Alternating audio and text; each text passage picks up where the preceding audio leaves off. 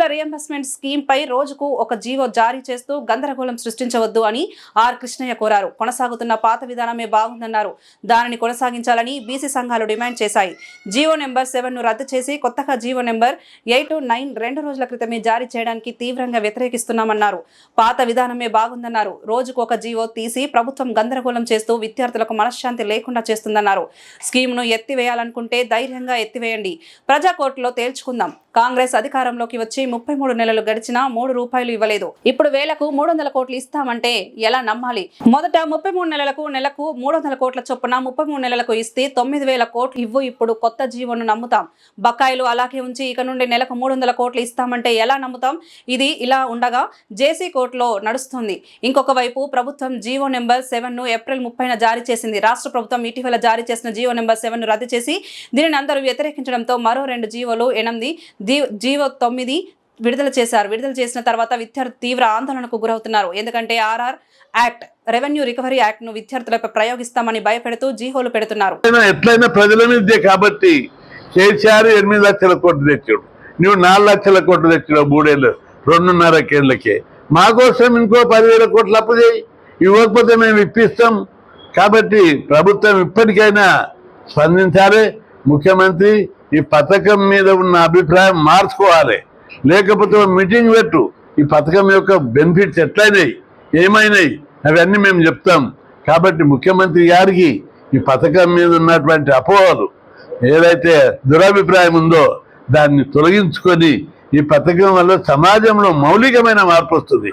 మీరు చెప్పారు ప్రధానమంత్రికి, విద్యా వైద్యం ద్వారానే సమాజంలో పెను మార్పులు, విప్లవాత్మకమైన మార్పు వస్తాయని చెప్పారు. అది నిజం. విద్య వల్లనే సమాజంలో మార్పు వస్తుంది. వైద్యం వల్ల ప్రజల ఖర్చు తగ్గి ప్రజల జీవన విధానం మెరుగుపడుతుంది. మంచి పైట్లు చెప్పినావు, అందుకు నిన్ను అభినందిస్తున్నాం. కానీ అమలు చేయి. మాటలు ప్రధానమంత్రి చెప్పినందుకు నిన్ను అభినందిస్తున్నాం.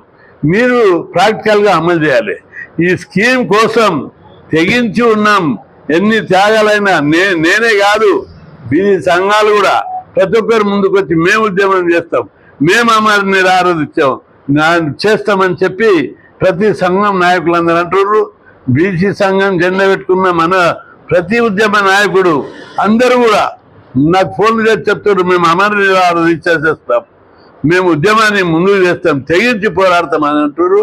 కాబట్టి ప్రజల మనోభావాలను రాజకీయ పార్టీలు కూడా అందరూ, బీఆర్ఎస్, బీజేపీ ఆల్రెడీ యుద్ధం ప్రకటించింది. ఇక బీఆర్ఎస్ కూడా దీనికి మద్దతుగా కలిసి రావాలి.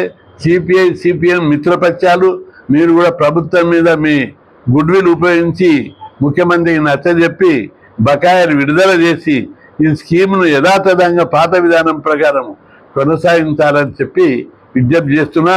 లేకపోతే రాష్ట్రం రణరంగంగా మారుతుందని హెచ్చరిస్తున్నా.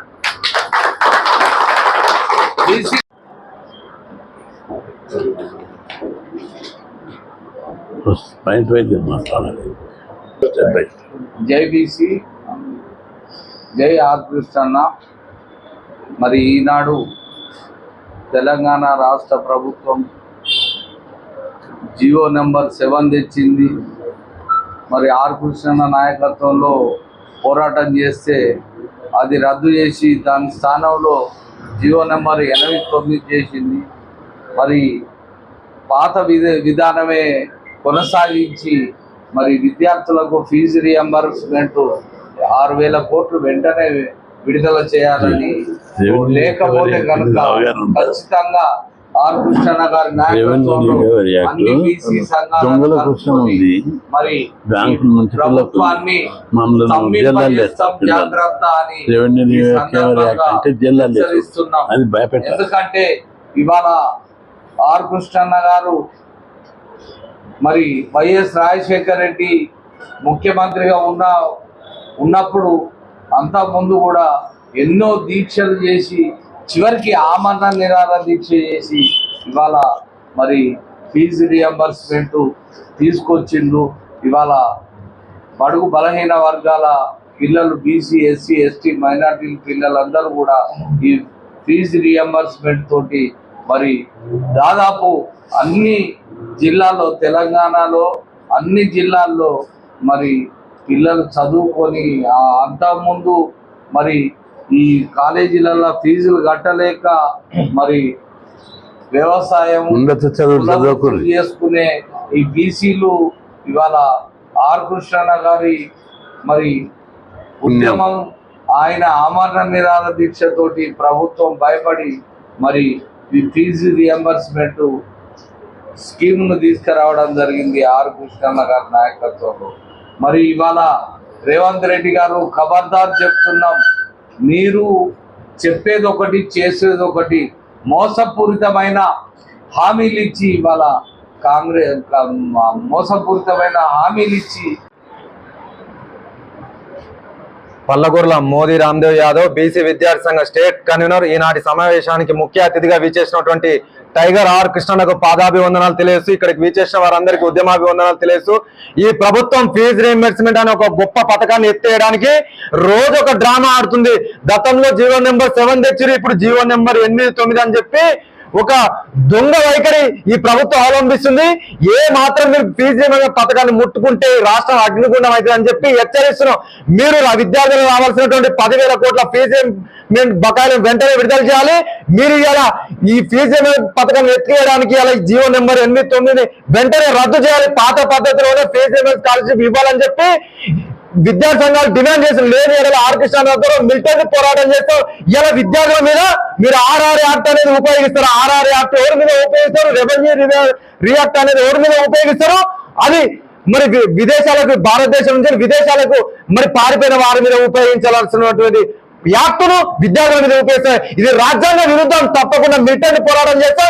ఎమ్మెల్యేలు ఎంపీలు తిరిగిన కొడుకులారా, మీరు మా సమస్యల మీద గలవెత్త కూడా మిమ్మల్ని తుక్కు చేసే వ్యవస్థ వస్తుంది. ఈ వ్యవస్థకు అన్యాయం చేయాలని చూసిన వ్యవస్థను చీల్చి చెండాడుతో పిట్టోలేటువంటి వ్యవస్థ వస్తుందని చెప్పి హెచ్చరిస్తున్నాం.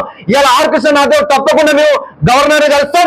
ఈ ఆర్ఆర్ యాక్ట్ మీద అలాగే రాష్ట్రపతికి మీరు కలిసి ఈ ప్రభుత్వ వైఖరిని ఎండగడతామని చెప్పి హెచ్చరిస్తున్నాం. మీకు ఏ మాత్రం సిగ్గుచరం ఉన్నా వెంటనే విద్యా సమస్యలు పరిష్కరించి విద్యాశాఖ మంత్రిని నియమించాలి. ఇలా విద్యాశాఖ మంత్రిని, హోంశాఖ మంత్రి రెండు ముఖ్యమంత్రి దగ్గర పెట్టుకొని ఈ జాతులు చదువుకొని లేకుండా ఇలా కొట్లాడితే విద్యార్థి ఫీజుల కోసం కొట్లాడితే కేసులు పెడతామని చెప్పి ఒక దొంగ వైఖరి బెదిరింపులకు, మీ బెదిరింపులకు భయపడే ప్రసక్తి లేదు. పెద్ద ఎత్తున మిలిటెంట్ పోరాటం చేస్తాం. తెలంగాణ ఉద్యమంలో ఏ విధంగా అయితే చేస్తామో మొన్న ఆర్ కృష్ణ ఇచ్చినటువంటి బంధు పిలుపు ఏ విధంగా జరిగిందో చూడొచ్చు. ఆర్ కృష్ణ అనే శిశువు అదిరిపేటలు బెదిరిపేటలు కాదు, ఎంతటి సమస్యలను ఎదుర్కొంటాం. ఈ ఉద్యమాన్ని ముందుకు తీసుకొని పోతామని చెప్పి హెచ్చరిస్తున్నాం. ఆర్ కృష్ణ ఇచ్చిన స్ఫూర్తితో పెద్ద ఎత్తున మిలిటెంట్ పోరాటం చేస్తాం. ఇలా ఈ ప్రభుత్వానికి 4th సీటుకి డబ్బులు ఉంటాయి, మరి మూసి ప్రాజెక్ట్ డబ్బులు ఉంటాయి, విద్యార్థులకు డబ్బులు లేవా? ఇలా ఇక్కడ సమస్యలు కావాలంటే ఆంధ్ర తెలంగాణ సమస్యలు సృష్టిస్తారా? ఇలా ఉమ్మడి ఆంధ్రప్రదేశ్ లో ఆర్ కృష్ణ అప్పుడు వ్యవస్థను చూసి మరి డప్పు కొట్టే పిల్లలు కావచ్చు, గొర్రెల కాపర్ల పిల్లలు కావచ్చు, మత్స్యశాఖల పిల్లలు కావచ్చు, వీళ్ళందరినీ చూసి చెల్లించి ఆనాడు ఉన్నటువంటి ప్రభుత్వం మెడలు వంచి 5 రోజులు అమర నిరాహార దీక్ష చేసి ఫీజుల మీద గొప్ప పథకం పెట్టిన టైగర్ ఆర్ కృష్ణ మరి ఉమ్మడి ఆంధ్రప్రదేశ్ లో విద్యార్థులకు మరి ఉచిత విద్య అందింది. మరి ఆరోగ్యశ్రీ పథకం ద్వారా అప్పుడు మరి ఉచిత వైద్యం అందింది. ఈ రోజు తెలంగాణ వచ్చిన తర్వాత ఏమడిగిందని మీరు అడుగుతారు. ఇలా విద్యార్థులకు ఫీజు ఉచిత విద్య లేదు, వైద్యం లేదు. అలాగే రాష్ట్రంలో 12 లక్షల కోట్ల అప్పులు మిగిలిన ఉన్న పోలు అన్ని అమ్ముకునేది, ఎక్కడ దొరికితే అక్కడ అమ్ముకునేది. అది పోను రాష్ట్రాన్ని మొత్తం దివాలా తీయించినటువంటి ఈ వ్యవస్థ తప్పకుండా తెలంగాణ గడ్డ ఉద్యమాలకు మరి ప్రథమంగా ఉంటుంది. కాబట్టి పెద్ద ఎత్తున మిలిటెంట్ పోరాటాలు ఉంటాయి. విద్యార్థులు రావాల్సిన ఫీజు స్కాలర్షిప్ విడుదల చేయాలి. రాష్ట్రంలో 2,50,000 ఉద్యోగాలు భర్తీ చేయాలి. అప్లై చేసుకున్న ప్రతి ఒక్కరికి ఓవర్సీస్ స్కాలర్షిప్ ఇవ్వాలి. అలాగే మరి సంక్షేమ హాస్టళ్లకు మరి ఆనాడు కొట్లాడి కృష్ణానగర్ సంక్షేమ హాస్టళ్లకు సొంత భవనాలు నిర్మించాలి. మరి అప్లై చేసుకున్న ప్రతి ఒక్కరికి హాస్టల్లో వసతి కల్పించాలని చెప్పి ఈ ప్రభుత్వాన్ని డిమాండ్ చేస్తున్నాం. విద్యాశాఖ మంత్రి నియమించి విద్యార్థులు రావాల్సిన 10,000 కోట్ల ఫీజు బకాయిలు విడుదల లేని ఎడల మరి జూన్ 15 తర్వాత మిలిటెంట్ పోరాటాలు ఉంటాయి. ఎమ్మెల్యేలు ఎంపీలు తిరిగిన కొడుకులారు మీరు ఏ విధంగా దాచుకున్న గుంజుకొని వస్తాం. మాకు జరుగుతున్న అన్యాయాన్ని తప్పకుండా వెలికి తీస్తాం. మిమ్మల్ని అంటున్నాను, మిమ్మల్ని బొండేయడానికి మేము సిద్ధమైన. ఎందుకంటే మా ఉనికి విద్యార్థుల ఉనికి లేకుండా చూస్తే మీ ఉనికి మీ ప్రభుత్వం లేకుండా చేయడానికి సిద్ధంగా అని చెప్పి హెచ్చరిస్తున్నాం.